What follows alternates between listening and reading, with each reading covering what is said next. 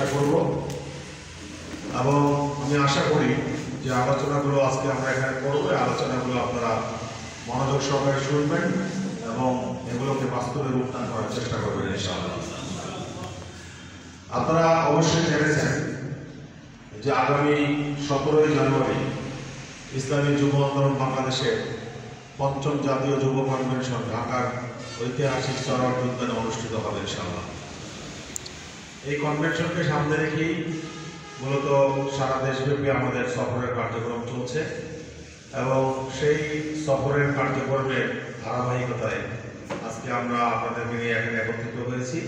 কিভাবে কনভেনশন বাস্তবায়ন করা যায়, সফল করা যায়, সেই বিষয় নিয়ে আমরা কিছু মাসওয়ারা করবো ইনশাআল্লাহ।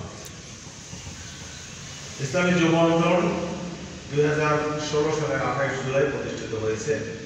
প্রতিষ্ঠার পর থেকে সংগঠনের